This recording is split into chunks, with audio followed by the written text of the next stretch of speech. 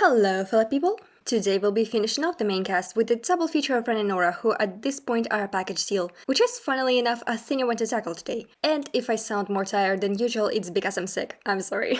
First off, we'll talk about the designs, and then we'll move to a big narrative portion, which will take up most of the episode. And if last episode with extra backstory for Pyrrha is any indication, we're starting to get into new story bits territory, not changing anything about the plot of the show itself, but adding more to it, using context and little bits and implications to create it. Everything about Ren and Nora is built on contrast. From the conception, they were made a pair, a bubbly loud one and a quiet low energy one, which got expanded from there. So why not continue the contrast with their body types? Ren is spindly and elegant with sharp features. I gave him similar eyes to one of my characters, Altair, who also has them white and with sharp lash line and white irises. Makes it a bit more interesting to draw. For silhouette purposes, I made his ponytail float behind him. I love his outfit, it's so stylish, especially compared to other male characters. I love the design on his coat, bringing asymmetry and thus interest, very pretty. Someone put Homeboy in Genshin, he'd fit right in, and that's a compliment to Genshin. And of course, it makes more sense to make Nora bigger bodied out of everyone. She's already the shortest, not counting wise of heels, and gives off the very strong woman energy she was conceived with. And I hear some people typing out, "Oh, of course you made Nora fat with all the jokes about her eating so much." And to that I say, sweetie, that ain't fat. She only eats so much to replenish all the energy she has to spend to be that hyper. Okay, this will sound very weird at first, but stick with me until I finish the point. So, you know how hippos look chunky, but in reality, all what you think is fat is actually pure muscle and they're actually fucking murder tanks on legs? Yeah, it's the same concept here. Nora may have a bigger body, but she will use it to fuck you up, be it with Magenhild or her bare hands. I once again bring up who wants our barbell. She's a beast. But that's not all she is. She's also sweet, loyal, caring, protective and goofy. And then she will fuck you up if you mess with her friends. She may be strong, but that's just a part of her. Don't forget about the rest. I wanted to make her look very soft and approachable, so she has a lot of curves on her, with only some spikes, most notably in her hair, like it was intended, bringing lightning vibes. I actually really appreciate that she rocks short hair. It's very cute and makes it stand out about all the long-haired girlies. Her and Ruby watching others struggling, like, imagine getting choked by your own hair while you sleep, can be me. And then snicker. I feel like she did try to grow it out before, but quickly realized that shit ain't for her. Ren can have long hair for both of them. Nora's bow got very much nerfed because it got in the way while animating. Thankfully, we don't have that issue, so she can have it back, and for silhouette purposes, it now extends even lower. Swishy along with her skirt. That she probably has shorts under. Listen, I'm thinking about logistics of fighting while in combat skirts. Either you have so many ruffles you can find your own legs in there, like Ruby and Weiss do, or you have shorts under, like Pyrrha and Cinder. Trust me, as a woman living in society, you would not be jumping around all confident like that without shorts. TED Talk over. Editing Sunny here, I just realized I fucking forgot her gloves. They were in the sketch, but then they kinda disappeared from my brain. Oops, pretend they are there. I chose my words very carefully when I said I'm not changing anything about the plot of the show, because I'm not. But this episode does contain first of the character changes for exploration purposes that I mentioned in episode 1, because I want to make Ren and Nora distinct people with their own stories that people can connect to, not just an amalgamous blob of Renora existing in the background until it's finally addressed in volume 8. It just so happens that most of their life stories got connected by circumstance. The change I made will be very apparent once we get to it, and I won't break the narrative flow to address it. I'll bring it up and my reasons for it after the story, so stick around for that. There's another major elephant in the room hovering about the whole rebooting portion that has to be addressed. It's that Ren is essentially Monty's self-insert. And I mean it with utmost respect. That's quite literally what he was pitched as. And while talking about this, I personally don't see anything wrong with creators making characters based on themselves. It's their show, they can do whatever the fuck they want. Stop being such piss babies about it for all the wrong reasons. Which, well, we can't just leave Ren like this. At the end of the day, he is a character too, no matter the circumstances in the meta around him. So, we all can understand the meta context and give our respects. Now we can move on to actually doing things to uphold that respect and give our proper dues to a character that also deserves it like the rest of them do. And Ren really needs more to him. Now, before we jump into the narrative I cooked up, here are a few things. First off, if this reboot was an actual series, this whole story would have been the Kuroyuri episode in Volume 4. We already had full or almost full flashback episodes, Beginning of the End, Midnight, The Lost Fable, and this one is already one. We would just move Oscar's scene earlier and Jean Ruby talk later, leaving the full episode to the story and a small cutback to current Ren and Nora discovering Nikolavi's den at the end. I hope that makes sense. Next, I want to bring up one line from Nora that will become important shortly. when my mom ran from the Grimm and left me behind. You found me. Now, there are two ways to interpret what happened there. Either Nora's mom dipped right as the attack on Kuroyuri was happening, or the version I will be going with in the narrative. She's talking about another Grimm attack, after which she was left alone and sometime later reached Kuroyuri, explaining why she was alone, dressed all weird, and trying to get by however she could. Only to have another attack happen later that night, where Ren found her. Good, good, glad we're on the same page. Now we shall start with a flashback. Little Ren has been living in Kuroyuri his whole life. A peaceful village surrounded by woods and mountains, not that far from a capital, but far enough to not deal with it. Or at least that's what the adults said. Of course, there were occasional small Grimm, there always are, but with the village thriving and people being happy living there, Lai couldn't remember the last time Grimm were a major concern. Usually his father, Liren, and other hunters would handle it easily. Not huntsmen, just regular hunters of animals. Lai would hear his parents talking about the village needing to hire some actual huntsmen soon, with number of people growing, and their recent attack on unfinished and now abandoned Oniyuri. But that's boring adult stuff. What really concerns him now is not being allowed to plant a pretty flower in the garden. His mom aunt just laughs and sends him off. Maybe if he can get a good gift from father, he'll allow him to plant a waterflower in the garden. That's a good idea. So he runs all over looking for something to make father happy with. Until he hears some kids fighting and laughing nearby. Lai doesn't want to get in trouble, but he is curious, so he takes a peek behind the corner. And there he sees a group of older kids pushing around some boy he's never seen before, and who's clearly has seen better days, clinging onto a loaf of bread like his life depends on it. It might as well be. Wait, why are they looking this way? Lai panics, he doesn't want to be bullied too, it's better to run. But his escape is cut short by his father's legs. Lee immediately scares off the bullies and the boy too. Lai hopes they won't find him again. But he also disappointed his father. How is he supposed to take action when it's so scary? He almost passed out when the bullies turned to look at him. He can't even imagine how it would feel like actually getting tossed around by them. If he sees that boy again, he might need to apologize. Maybe bring him over, ask mother to make her famous pancakes. Maybe they can even make them together. Yeah, that would be nice. Except it's never meant to be. Lai is woken up by crashing and screaming and mother running in to take him away, somewhere safe, and father tells them to run. Why can't they handle this? They need a huntsman? What is happening? What is that noise? Why is everything dark? Why is father bleeding? Where's mother? What do you mean he has to be brave? Now? He can't do this. Father always came out victorious against any Grimm. Surely he can win this time too, right? And then he won't have to leave him. And mother will be okay too, and they'll live together like normal again. But father just shoves a dagger in his hands and tells him to run. Lai doesn't even dare to look at the gigantic thing that just broke the ground next to them. He's already under the bridge before he can even think. Coward. Father will be okay, he just needs to hold on and wait. And oh, that boy is here again, hiding under the house. Everything will be okay, and they'll be able to do the things he's thought of, maybe a little bit later, but it will be okay, right? But the Grimm keep coming, and that thing is moving again, and father is nowhere to be seen. Lai doesn't want to finish this thought, but the realization is too heavy to shake off. Father can protect him now, he's on his own. He has to be brave or he will die too. He's not scared of him, he's not scared of Grimm, they can't hurt him, they can see him. Maybe father was right. He just has to make himself be brave, that's it.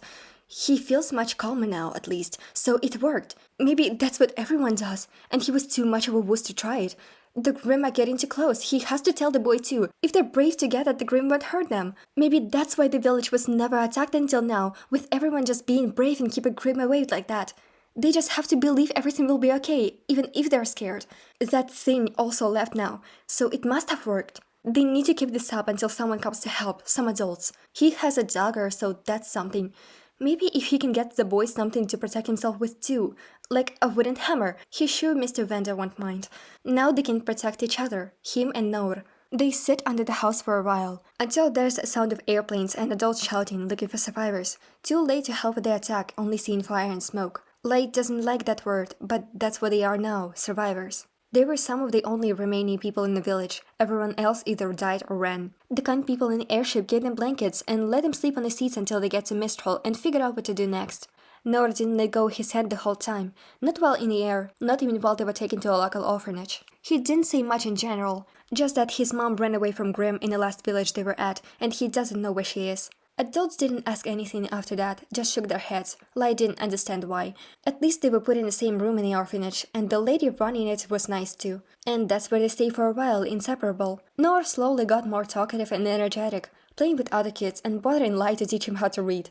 Which doesn't turn out great. Lai doesn't know how to teach at all. They ask adults to help with that instead. Sometimes traveling huntsmen come over to talk to the kids, telling them about the Grimm and how they're fighting them, stories of their brave battles. Lai remembers his father saying that they need a huntsman, just one. If there was just one that night, they could have been saved. The huntsmen also talk about the friends and families, the ones they're coming back to and ones they're lost, teaching the importance of moving forward, honoring them and keeping their memory alive, fighting for them in their dreams, making them live on through it. Lai wonders if he can do that, finally be brave enough to fight, to honor his parents that way. Maybe not yet, but the thought stays in his mind. For now, he thinks he can make a small step in that, asking Nora to call him Ren. At least this way his family name will be more prominent. Nora just shrugs and goes back to trying to break the lock on the cookie jar. Every time huntsmen visit the orphanage, Ren and Nora are there, listening intently, even sneaking out to watch them spar, and then trying to copy that with their own weapons, with varying degrees and a lot of scolding from adults. And yes, maybe going with a dagger against a wooden hammer isn't a good idea, but that's all they have to practice with. And to be fair, Nora did try to sneak a meat tenderizer from the kitchen while on dishwashing duty, but it quickly got confiscated. Seeing them be so dedicated, the visiting huntsman asked if they want to be like them, and get it an enthusiastic yes, offered to let the kids join them, get some in-field experience. Especially after they find out Ren has a semblance and what it is, a chance to travel around, instead of just sitting in a crowded orphanage until they're kicked out. It's scary stepping into unknown, but they have each other, so they can be brave together. So they end up traveling with a group of huntsmen, mostly staying back and watching, bringing supplies if needed. Sometimes they'd use Ren's semblance, but it's still very weak and unstable. They use these chances to practice. Nora is very enthusiastic to start fighting Grimm too, and has to be held back, sometimes literally by the short collar. Amused, huntsmen let them try and weaker Grimm, using different weapons given to them, see what works so they can move from that. Ren really prefers using his father's dagger, and Nor bewildering, trying everything given to him with a big grin. But they do quickly find out that smashing things is the way to go. They don't stick with the same huntsman the whole time, at least not after a while. They reach bigger villages and stay there for a while, working odd jobs in exchange for food and shelter until they feel rested enough for another journey. Then they beg to join a group of huntsmen they can find. Most times they get laughed at, of course. Not everyone is willing to take in a couple of kids, even very enthusiastic ones. But when they do find someone, they do their best to prove their worth and pick up on everything they can from the experience. Aura training from one group, combat skills from another, general life advice from next one, and so on.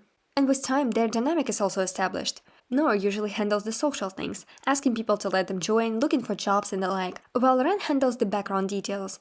Where they're going to sleep that night, how much lay-in they have, when they'd have to work to get more, and what jobs pay better. At times they even find the huntsmen they've traveled with before. That's when they're greeted with open arms, and have a chance to show off how much they've learned since the last time they saw each other. Joining familiar people also has other perks, like being able to get some good clothes and their own weapons in exchange for helping on missions. Ren asks for blades on his weapon to be forged in the same shape as his father's dagger, familiar to use and another way of remembering him. Nora just asked for a giant hammer with grenades. And once he got it, he immediately wanted to try it out despite the storm coming on. And promptly got struck by lightning, scaring the absolute shit out of everyone. And then broke one of the huntsman's arms when they tried to help him up. Well, semblance. One crazy evening that was. Traveling around and meeting different people also gave them an interesting perspective on life, realizing how unfair the world is sometimes and how cruel people could be, but also how important it is to protect them all anyway, reinforcing their desire to be huntsmen so much more. They briefly considered attending a combat school, but their huntsman acquaintances said it would be a waste of time for them. They already know everything they teach there. And it's expensive too. Yeah, with time they also realized that their huntsman friends might not be all that pure-hearted and noble as the image of heroes they gave off when they were little. If the hush-hush deals in the lower-level markets or mysterious substances they were told to stay away from are anything to go by anyway. Or, well, having self-trained twins with unregistered weapons with them on missions. Fun! Ren and Nora started slowly distancing themselves from the groups, instead just traveling from village to village by themselves with help from maps. Speaking of distancing, Ren noticed recently that Nora's been kinda reserved lately, very unlike him. Sometimes he'd see him just sitting there staring at that small wooden hammer, lost in thought. But if asked, he'd just deflect, saying everything's fine. Well, if it's fine, he shouldn't push it further, nor would let him know if it's something serious after all. One day, they were part-timing in another village, doing chores in exchange for a meal and a bed for a night. And out of nowhere, Nora goes, "Hey, Ren, I think I'm a girl." Ren stops washing dishes for a second, glances over, then goes back to washing, saying, "We got paid in last village. We can take a look at some cute skirts once we get to Mistral." Nora is very happy. It takes them a bit to adjust to Nora's changes, but change is nothing new to them at this point, after traveling like this for years. And a few years later, they are at the right age to finally go to one of the academies, become huntsmen like they always wanted, to be there to help others in need like they once were. Of course, the easiest and closest choice would have been Haven, but Nora said it's boring, they already saw everything here, she wants to see something else. And travel is free for applicants. In the end, they decide on Beacon. Ren because it seems like a calmest option with a lot of opportunities, Nora because she heard rumors of the crazy headmaster that throws his students off cliffs. And that's the story. Before you ask, yes, I did have an evil grin while writing the whole hopeful, happy part of the backstory before Nakalavi said fuck your plans and fuck your mom in particular. Stomp. Yeah, now the change. Yep, I took the Nora's Atlas outfit is trans flag colored memes to the natural conclusion. Jokes aside, I feel like this is the kind of change that would give her more of her own identity outside Ren. Sure, he's a part of her story, but it's not about him at all. It's all about her. She feels like the type of character that just likes to feel comfortable. I don't know how to explain it. Warm and bubbly and inviting, making all her friends feel comfortable around her. So she would also want to feel comfortable with herself, be it her body or her identity. She was barely getting by, severely malnourished, so now she feels comfortable being chubby. It just shows that she's not starving anymore. After watching all the different people from all walks of life on their journeys, she found that it feels more comfortable being a girl, so she transitioned. She tried growing out her hair to be more feminine, but it didn't feel right, so she chopped it off again. And it felt right to be by Ren's side the whole time, so she stuck by him, now barely remembering a time they've been apart. He also became a part of her because it felt comfortable. And maybe because he was there for all of these changes in her that made her happier. Oh my god, also just think of the scenes in Volume 8 with this context. I don't actually know who I am. Without Ren. Pretty sad, huh? I'm sorry, I think I just unintentionally spilled some orange juice where I didn't mean it to be. Oops. Yeah, so anyway, that's a part of giving them their own identities outside each other. Ren has his journey of honoring his parents, becoming the huntsman that could have saved them that day, only to have that image of the one hero huntsman shattered by the end of Atlas arc. And Nora has her identity as a trans girl, which will echo during her other on-screen arc of identity issues, trying to find out who she is once again, but in different contexts this time, now without Ren being a part of it. It feels all too familiar to her. Okay, Beacon times. After traveling around so much, it would feel weird to just stay in one place, but the good kind of weird, like they have a home now. And since this is home, Ren made everyone pancakes for the first evening there, accidentally summoning Team Ruby too. They decided to count that as a celebration of slaying some major grim on the first day. And, you know, passing initiation and shit. I feel like Nora would be kind of nonchalant about her identity. Like, they again sharing where they're from and stuff to get to know each other, and she just casually says something like, when I was a little boy, and keeps going without missing a beat. And others are left to process for a second before realizing what she means and turning back into the story, which already switched topic 3 times while they were catching up. On their first day as a team, Nora would insist on visiting every place they can, some of them twice. She especially likes the arcade, and even more after finding out they can get prizes there. Jean would teach her a lot of tricks to winning more tickets with less money. He has a lot of experience getting all the prizes for his sisters, mostly as bribes. Pira is unsurprisingly good at shooters, while sucking at mostly everything else. And Ren slays on DDR despite never playing before, and he wins at Claw Machine every single time somehow, to the point of gathering an audience. He says it's all patience, but he's still suspected of cheating somehow. He even had to prove his semblance is entirely unrelated to this random skill. Nora got a lot of plushies out of it. And that's where we're gonna leave them for now. How do you like the storytelling aspect? Should I, make more visuals for it? Or add background music? And what about the changes I made? Do you get now what I meant by not changing things while adding new ones? Next time there will be a timeline video, but don't skip it, it's gonna be important. There will be a quiz too. And I'll see you on the other side.